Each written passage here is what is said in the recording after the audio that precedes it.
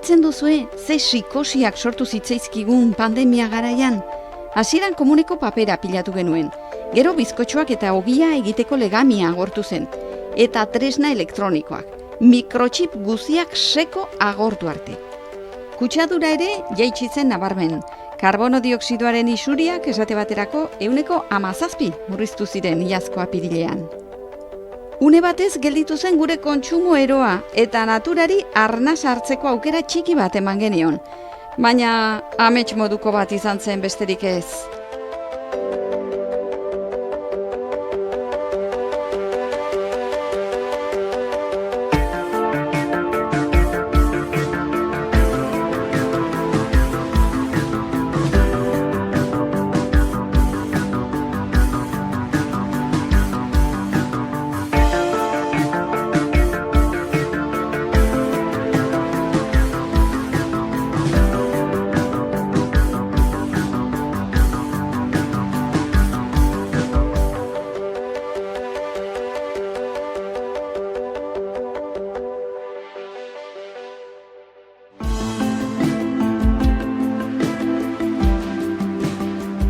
Hala ere, mundua bestelakoa izan daitekela ikusi dugu denbora tartetxo batez, eta horrek ze pentsatua eman beharko liguk ezta.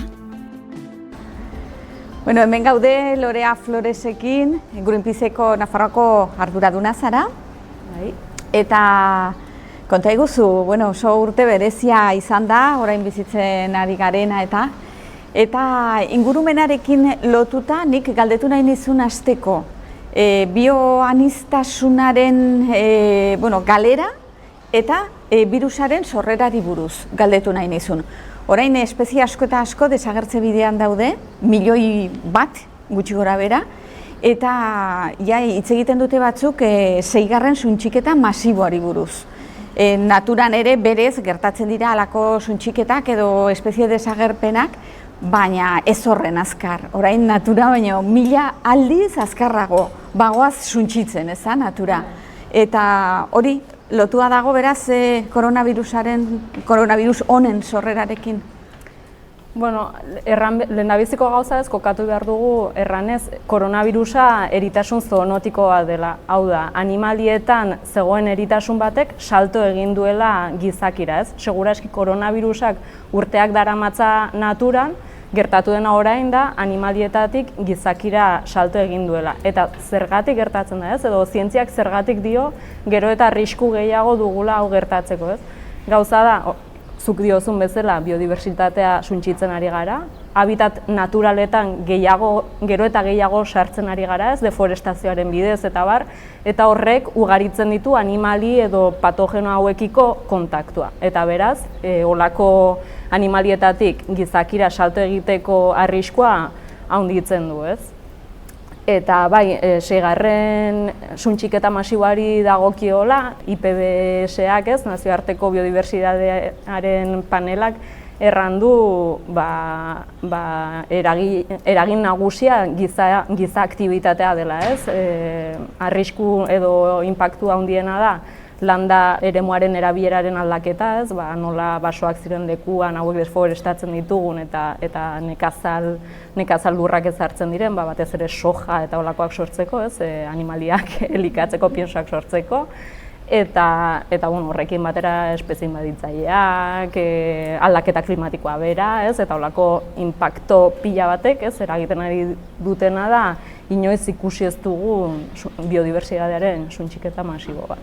Beraz, animalien artean orain arte bizi ziren virus, koronavirus eta beste batzuk orain hasi dira pasatzen gizakietara, eta hori hasi besterik ez du egin, ez? Orduan horrek esan nahi dut, edozein momentutan beste zeozer gerta daiteke, antzekoa? Bai, gaina erraten dugu orain hasiera, baina ez da guztiz egia, ez?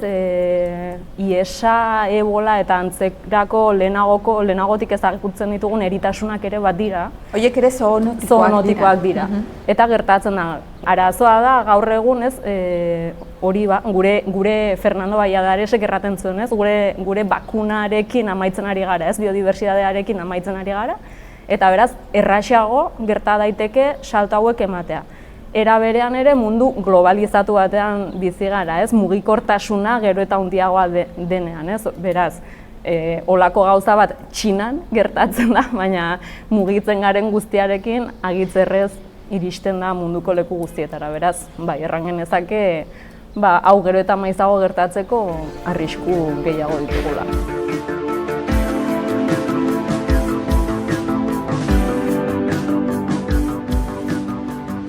Bakarne Atxukarro, egunon. Egunon. Mankomunitatean, Iruñerriko mankomunitatean, zuek gestionatzen dituzue urak, zaborrak, garraio publikoa eta beste alor batzuk. Konta iguzu, zer ikusi duzue pandemia garai honetan, esate baterako garraio publikoan? Zeintzuk izan dira gure joerak? Pues garraio publikoan batez ere ikusi dugu nola konfiantza desagertu dela.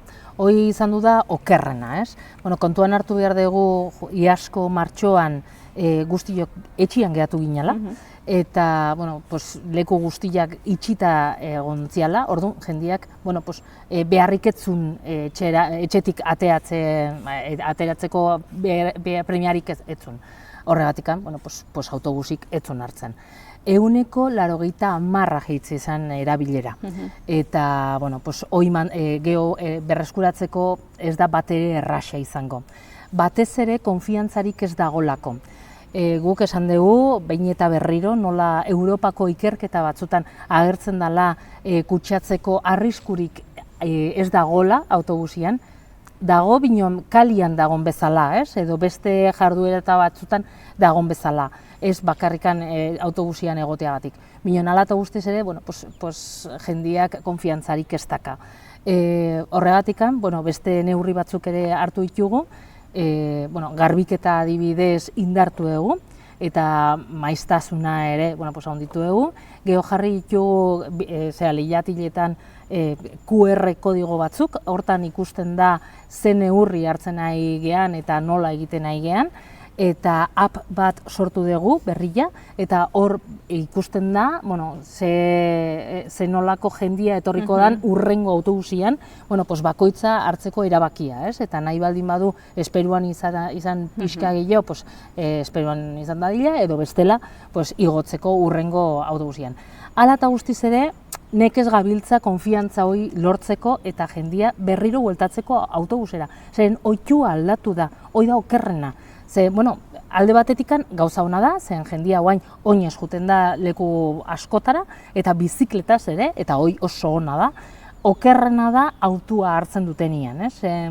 Ohitua ere aldatu da, eta jendean nahiago du bere autuan jun, beste batzukin baino, eta bakarrikan, ohitura hori berriro aldatzeko ez da bate errazi izango. Lortuko da, esan behar dugu baietz eta gaina uste dugu baietz, ez?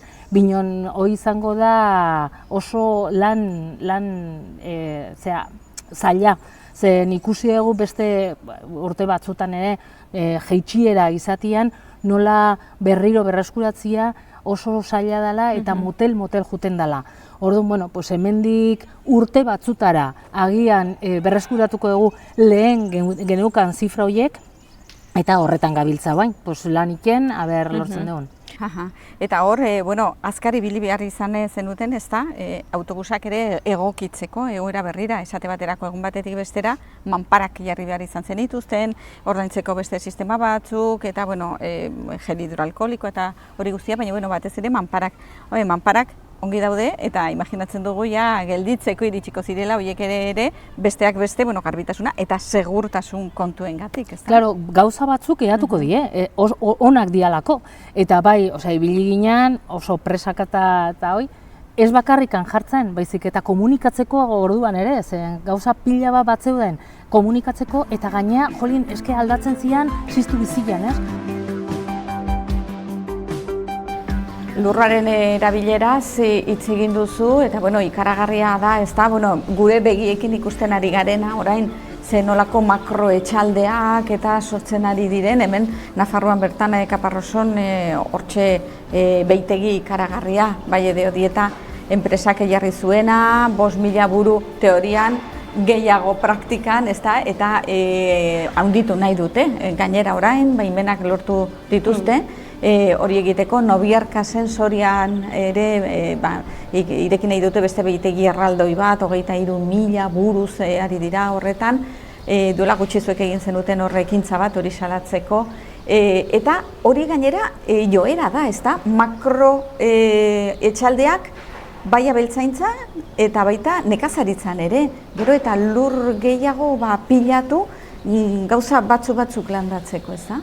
Bai, hori argi dago, azken hamarkadetan erran nuke garatu diren politikekin, diru laguntzekin, ez? Gero eta gehiago jo dela olako industrializazio batera, ez?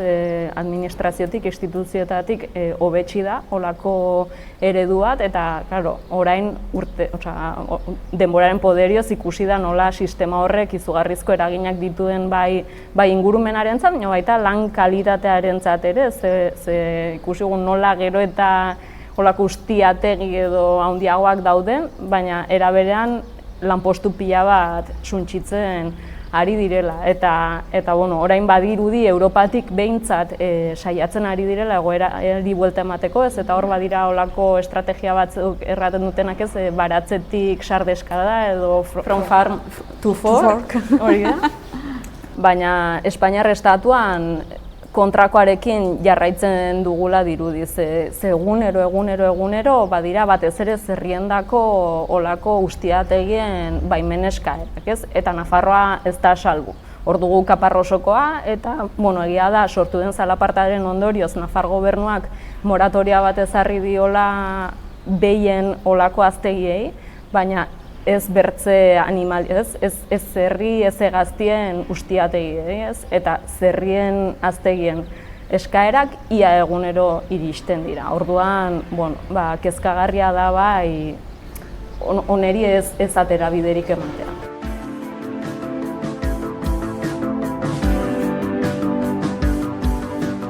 Aizu, eta uraren kontsumoa, horretan ze gora berak eta ze aldaketak somatu dituzue?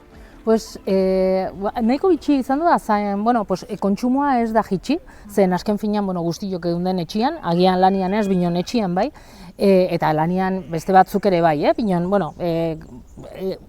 egun batzutan gehienok etxian geunden. Eta hortan ikusi da nola, en ciudad dormitorio horietan erabilera igo dala, osea, egunien zehar jendiatze olako etxian, poligonetan nola jitsi dan, erabat, normal, hori normala da, eta bateze otxua. Otxua ere argi eta garbi ikusten da nola aldatu dan, ez?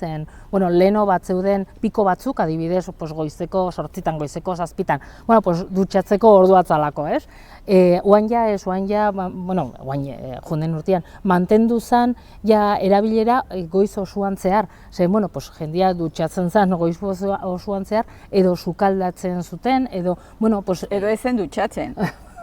Telelanarekin, gauza batzuk gertatu delako, en fin. Txandal edo pijama eta listo, ez? Ez bineon, argi ikusi da, ez? Nola, mantentzen zen, erabilera hoi, eta gero oporretan adibidez, diferentziarik ez dugu ikusi zen, jendia Nafarrotik ezin izan zuen atea, gehatu zen etxian, eta, kontsumoa mantendu da nahiko normaltasunez.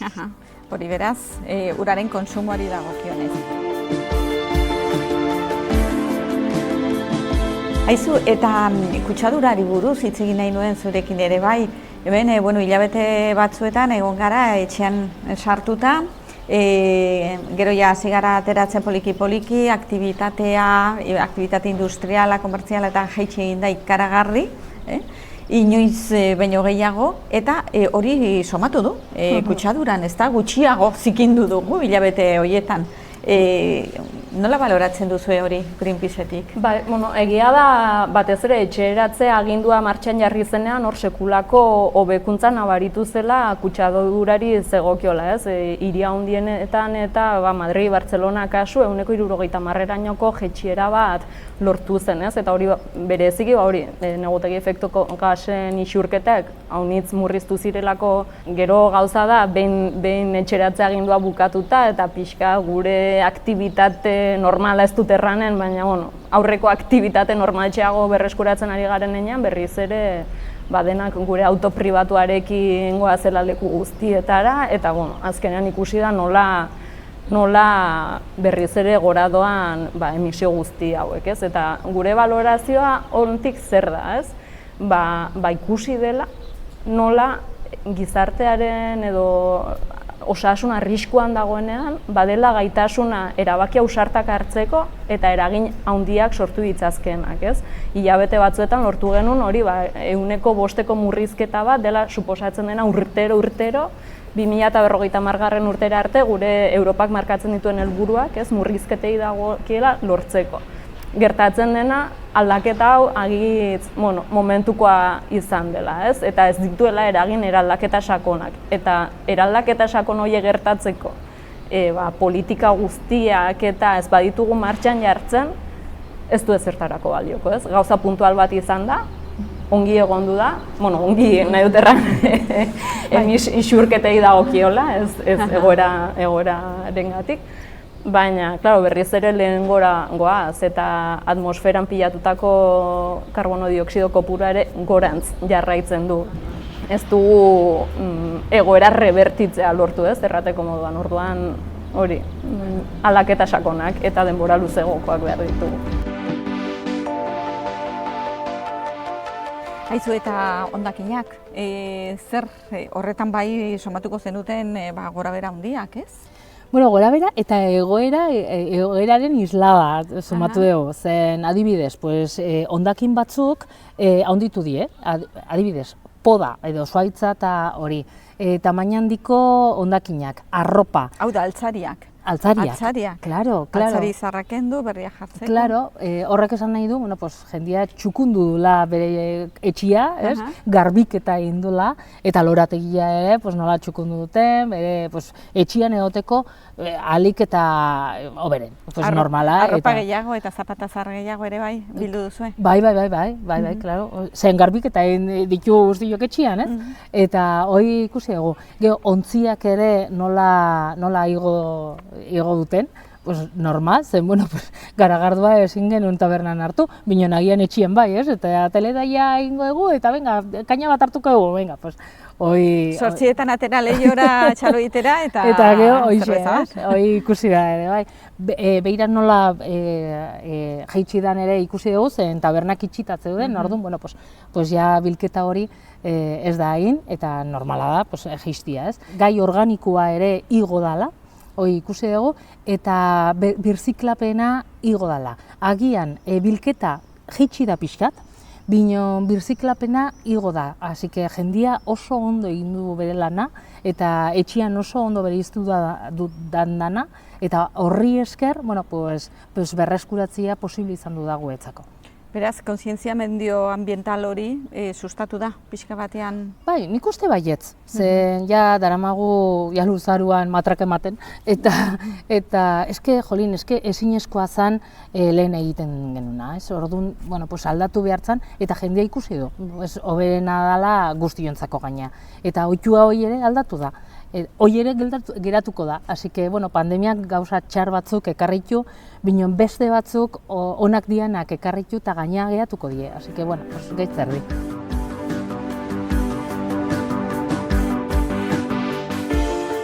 Ikusi duguna izan da 2020an naiz eta 3 hilabetez konfinatutak egon garen, eta hemen gure zerbitzu nagusia etxesetzeko bilketa dela ere eten genuen, hala ere, jasutako gauzen kopurua mantendu inkluso igo dela, ez? Orduan, urtean 11.000 tona jaso ditugu, baina adibidez arropa 117 igo da, 2019arekin konparatuz, edo altzariak eta etxetresnak 104 igo da, ez? Orduan, guzti hori iristen da Berriozarrera, egoitza honetara, eta guk egiten duguna da sailkatu eta posible dena prestatu berrerabiltzeko edo birziklatzeko. Orduan, errekuperatzen dugu gutxiago gorabehera 180. Zer ikusten dugu guk, naiz eta egoera honetan, COVID dela eta ez, elkarri gehiago zaindu garen edo, natura ez dugula zaintzen. Jarraitzen dugu pixkat kultura kapitalista kontsumista horretan, ez, erosi bota, eta guk hori salatzen dugu, baliobideak ez direlako mugatu gabeak, ez? eta aldarrikatzen dugu kontsumo eta ekoizpen arduratsu bat. Pandemia honetan ere ikusi duguna izan da zabor ikaragarria sortu dugula. Esate baterako erabilera bakarreko plastikoak. Eta hor ikusten ditugu ez da, epiak edo osasungintza alorrean erabiltzen diren materialak, baino etxeetan ere bai, itzuli gara nolabait ohitura horretara erabili eta bota ohitura horretara, eta ematen ari ginen aurrera pauso txiki horiek, pixkoeten orain atzera egin dira. Bai, claro, epiei dagokiola, ez naiz horretan sobera sartuko, ze azkenean, osasuna babestu behar genuen, hori zen lehen da bizikoa, eta hortarako maskarak eta bar behar genituen, eta gaurten egun oraindik kirurgikoak eta bar ez dira erabilgarria, gero joan gara ikusten eta telazkoak eta bar atera dire, baina ez hori modu batean hobertzean ezin genuen ekidin. Baina egia da, gero hori erosketak egiterakoan, elikagaiak eta bar erosterakoan, erabilera bakarreko plastikozko ontzien erabilera ere haunitzigo dela. 18% bat diote kudeatzaileek, ez? Eta horratzean bada pixka bat plastiko hori sortzen edo komertzializatzen duten enpresa handien nolabaiteko lobby bat, ez? Egin dutela olako publizitate faltsu bat edo erranez plastikoa seguruagoa zela ontzi berrerabilgarriak baino. Eta horreri erantzuna emanez, iazko ekainean izan zela uste dut, olako mundu mailako zientzialari eta ikerlari eta osasun arloko jende batek atera zuen manifestu bat adierazten nola etzen egia plastikoa ziurragoa zela edo seguruagoa, eta ontzi bere erabilgarriak ere modu egokian garbitu ezkero plastikoa bezain seguruak izan zitezkela, ez? Eta ingurugiroarentzat 1000 aldiz hobe. Ze gaina hor gertatu zen ere pandemia garaian, oraindik gaudela, baina hasieran hondakinen tratamenduko plantetan triajea edo sailkapen, eskuzko sailkapen hori debekatu zela, edo etzen izan posible, eta horrek eragin zuen, inoiz baino gehiago, bai erraustegietara, bai hondakin zabortegietara eta bar, birtziklatu zitezkeen gaiak iristea, ez? Eta, bai. Beraz, hori plastikoak, erabilera bakarreko plastikoak batez ere igo dira, horretan ere atzera pausoa egin dugu. Hoi izan du da okerrena zen, eske beste remediorik ez geneukan ez da ere, zen gau hasieran inorketzekin ze gertatzen ari zen, eta noruntza gindua zen, eta claro, pues venga, pues holaxe egingo dugu, eta bai ikusi dugu nola igo dan hori. Hoi adibidez aldatuko da, nik ustez, guztiok jarri geha pixka tola urduri, segiten egean, eta hoi zertako, ez? Eta nik uste, pixkanaka hoi aldatuko dela. Binon, bai, ikusi dugu haren egoera eta igoera, eta, aber, guain ja konsientzia hori hartzen dugun, eta ja lajatzen dugun bazter batia. Bai. Haizu, eta musukoak non nahi, eta toki guzietan, eta bere gomatxoekin, eta zakitman komunitatetik, zerbait berezia egin duzue, horiek biltzeko edo, zakit, birziklatzeko edo zerbait egiteko? Pues, pandemian zehar, kanpaina batzuk egin behar izan ditu, zen, inorketzekin zer egin, hoi zer da, oiala, hoi da plastikoa, hoi ze demontre da, noi, ez? Errefuxa, organikoa, pues hoi da plastikoa? Errefuxa, bai, zen, ezin da berriro erabili, eta goma kendu behar ditugu, hoi bai, zen, hoi da oberena, eta hala. Eta hoi errefuxarako dandana. Goma kentzea bada ez gelditzeko trabatuta, ez? Hoixe. Eta erraxago egiteko prozesu osoa. Eta gero errefuxara dandana, ez? Gaizki egon dian jendia ere, erabili duna ere dandana errefuxarako, eta binon kanpaina bat egin behar izan dugu, zen eske nekin, inorketzekin normala da, eske hau oso berria izan du da guztiontzako, eta nahiko, despistatua genbiltzan guztiak, ez? Horregatik egin genuen kanpaina, jendia oso ondo onartu du, eta, nik uste uain bakigu zer egin behar dugun alako gauzekin, pixkanaka hobera guztiak. Osongi. Beraz, gainditu dugu, ez? Ikasturtea, esanen genuke. Hombre, beste Notarekin. remediorik beharko beste remediorik ez zeon, ez? Baina, bai, oain ohitura onak mantendu behar die eta txarrak aber baztertzen ditugun eta berriro bueltatzen gean normaltasunera. Aha. Eskerrik asko, Bakarne, Zuei, hurrengora arte. bai. Eta asko hitz egin dugu ere bai, ez da, pandemia honetatik akaso gauza batzuk ikasiko ditugu, hirigintza eredua aldatuko da, etxe bizitzak, bazenolako etxe bizitzak behar ditugun, gure harremana naturarekin aldatuko da. Zuk uste duzu zerbait ikasiko dugula edo ikasten ari garela horretaz? Bueno, nik uste dut zerbait ikasi dugula eta naizta modu txikian gauza batzuk aldatu direla, ez? Gu Greenpeaceetik aspalditik generaman erraten, ez? Hirietan mugikortasun hobeago bat behartzela, oinezkoentzako eta bizikletentzako espazio gehiago behartzela eta kotxeari lekuak kendu, eta zentzu horretan hori etxeari eratze agindua bukatu zenean eta berriz ere kaletara ateratzen hasi ginean, ikusi zen nola hirietan batez ere ezinezkoa zen segurtasun distantzia hori mantentzea baita oinez gindua zenean ere, ez? Eta horrek bultzatu du hiri haunitzetan olako politika batzuk behintzat asteburuetan kale batzuk ixtea trafikoari eta bar, zentzu horretan ikusi da hiriek ere nolabaiteko aldaketa txiki batzuk egin dituztenak, kezkagarria dena da behin lasaitu garenean batzutan berriz ere atzera egin dugula, ez? Orduan ikasi dugula bai, erranen nuke. Arazoa da, ikasitako horretatik aplikatzen jarraituko dugun edo beti bezala, lehenago bezala, errexena egiten edo jarraituko dugun.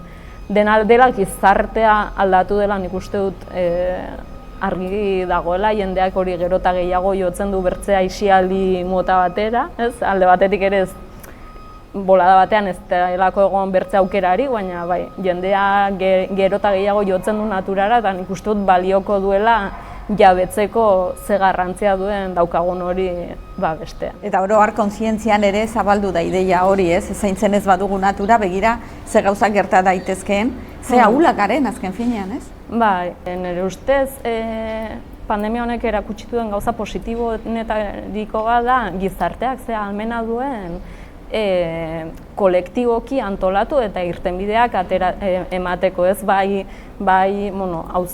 Auzoka antolatu denean jendea etxetik atera ezin zuen jende bateri erosketak egiteko olakoak, baina baita ekoizle txikien kasuan nola antolatu diren merkatuak mantendu ahal izateko, ez? Oroitu behar dugu nola hasiera batean merkatu txiki guztiak itxi ziren, supermerkatuak irekita zeuden eta olako mugimendu haunitz egon ziren, merkatu jasangarriagoak direna gaina horiek irekita mantentzeko, ez? Eta nire ustez gauza positiboenetako bat hori da, ez? Gizarteak nahi duenean kolektiboki antolatzeko eta gauzak aldatzeko duen ahalmena. Kilometro zeroa zer den batzuk deskubritu dute pandemia honetan.